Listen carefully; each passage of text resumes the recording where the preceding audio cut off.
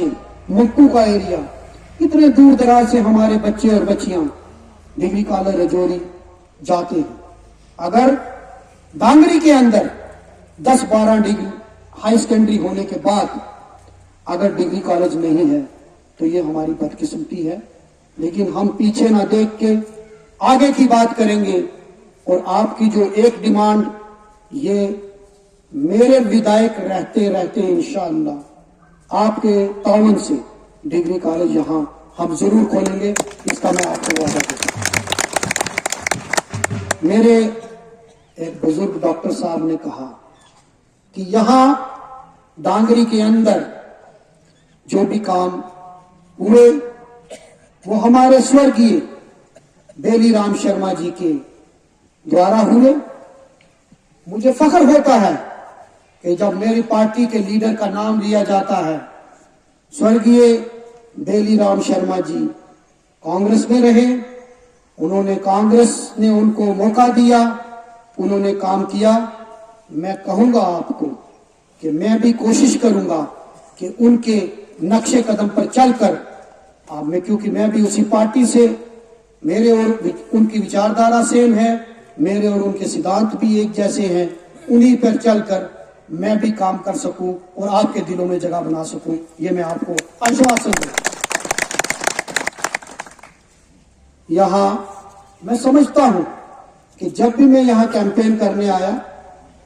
तो डांगरी में एक समस्या, मैं अक्सर धीरज जी से बात करता हूं और धीरज जी ने इस बात के लिए मुझे बहुत बार कहा कि डांगरी में जाम की बहुत समस्या, और मैं समझता हूं कि यहां जब जाम लगता है तो घंटों घंटों आपको इंतजार करना पड़ता है। फिर चाहे कोई हॉस्पिटल जा रहा हो, चाहे स्कूल जा रहा हो, चाहे वो किसी भी ऑफिस में जा रहा हो, उसको परेशानी होती है। मैं आपको यकीन दिलाता हूं कि किसी भी एडमिनिस्ट्रेशन के साथ बैठकर हम ये देखेंगे कि यहां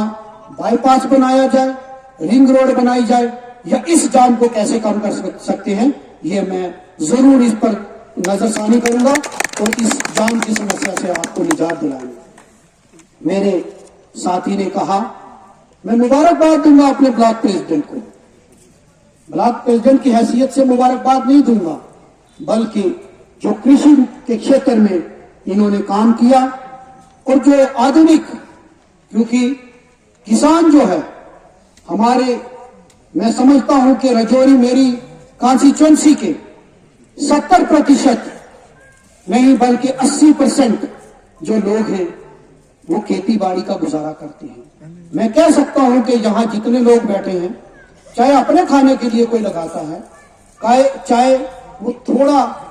गंदम, कोई सब्जियां लगाता है, कुछ भी, लेकिन खेती बाड़ी किसान सारे हैं। जब मैं एमएलए बना, मुझे आपको बताते हुए खुशी होती है कि मैंने एग्रीकल्चर डिपार्टमेंट के ऑफिसर्स को जब बुलाया और जब मैंने उनके स्कीम के बारे में पूछा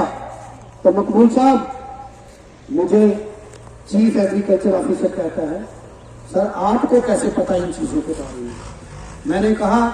इसलिए पता है क्योंकि आपका डिपार्टमेंट मेरे गरीब कॉन्स्टिट्यूएंसी के लोगों के साथ जुड़ा हुआ है, और अगर उन्होंने मुझे वोट दिया है तो मुझे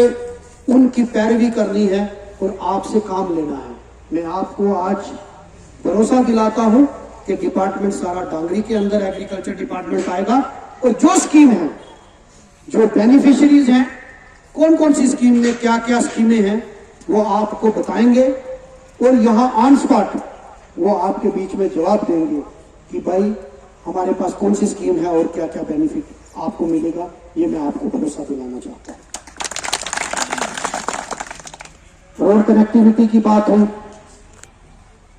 मैं एक ही बात को, यहाँ हमारी सीआरपीएफ कंपनी के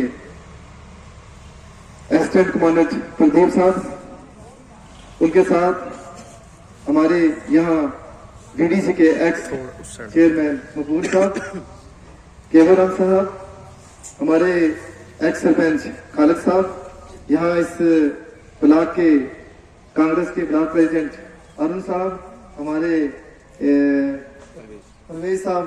ये भी ब्लॉक प्रेसिडेंट है कोटदरा से। हमारे जितने भी साथी बैठे हैं, इम्तियाज जी, अमरनाथ जी, नुमान जी, जहाँ जितने भी आए हुए, खासकर मेरे साथी यहाँ पर शबीर साहब, कल मैं इनकी ही पंचायत में था, साहिल रेना साहब भी होंगे यहाँ पर आगे पीछे, मेरे साथ में पीछे खड़े हुए यहाँ के हमारे मेरे साथी सेक्रेटरी जुनैद साहब, एडवोकेट, जितने भी यहाँ पर मैं नाम लूंगा तो छूट जाएगा, नाजकियां बनेगी, जितने भी यहाँ पर आज सभी को मेरा आज यहाँ पर डांगरी की इस पावन धरती पर दिल की गहराइयों से मैं हार्दिक अभिनंदन करता हूँ। साथियों, आज हमारा जो कार्यक्रम यहाँ पर है किसी भी किस्म की कोई डिमांड का नहीं है। हम तहे दिल से धन्यवाद करते हैं यहाँ पर एमएलए साहब का, तो जो जीतने के बाद हमारे बीच में यहाँ पर आए हैं। हर गांव में इन्होंने रखा कि हर गांव में हमने जाना है। हमारी 52 पंचायत है, काउंसिलर भी है, लेकिन इन्होंने कहा कि हर पंचायत के बीच में जाकर सभी लोगों की जो है समस्याओं को वहां पर सुनना है, और जो भी प्रॉब्लमें होगी, जो जेन्युइन प्रॉब्लम्स होगी, वो सारी की सारी दूर की जाएंगी। जैसे यहाँ पर हमारे बीच में लोगों ने यहाँ डिमांड रखी है डिग्री कॉलेज की, मैं आपको बताता चलूं कि डांगरी एक राजनीति का शिकार बना है इस डिग्री कॉलेज का। यहाँ जब डीडीसी का इलेक्शन होता है तो कुछ ऑर्गेनाइजेशनें जो है वो ले आती हैं डांगरी को, डीडीसी डांगरी पास आ जाता है, या कोई और जो इलेक्शन होते हैं तो वहां पर शुरू हो जाता है कि डिग्री कॉलेज डांगरी में लाया जाएगा। काफी जोर और शोर से यहाँ पर एक मूवमेंट भी चली थी 2019 में 18 में, और उसके बाद जब इलेक्शन हुआ तो वो बंद हो गई। फिर असेंबली का दौर आया तो फिर उन्होंने आवाज उठाने की कोशिश की। तो 4-5 दिन पहले यहाँ पर गुलाब दिवस लगता है सरानों में, तो वही लोग जो है छोटे कार्यकर्ता पार्टियों के वहां जाकर भी डीसी साहब के पास जाके कहते हैं कि हमें जो है डिग्री कॉलेज चाहिए, जबकि 10 साल जो है वो सरकार में रहे, और हमारे डांगरी में जो डिग्री कॉलेज बना था वो जाके लमेड़ी में जाके जो है डिग्री कॉलेज बना। लेकिन जरूरत कहाँ थी, डांगरी में जहाँ जरूरत थी, लमेड़ी में पूछना चाहता हूँ आपसे, मैं पूछना चाहता हूँ रविंदर रैना साहब से आपके चैनल के माध्यम से कि वो 10 साल जो है वो यहाँ पे रहे, स्टेट के प्रेसिडेंट रहे भाजपा के, लेकिन कर्म भूमि उनकी डांगरी में है, जन्मभूमि उनकी जो लमेड़ी में है, लेकिन डांगरी को क्या उन्होंने 1 रुपए का काम भी को किया। मैं पूछना चाहता हूँ वहां की जहाँ के जितने भी कार्य वर्कर्स हैं उनके, आपके चैनल के माध्यम से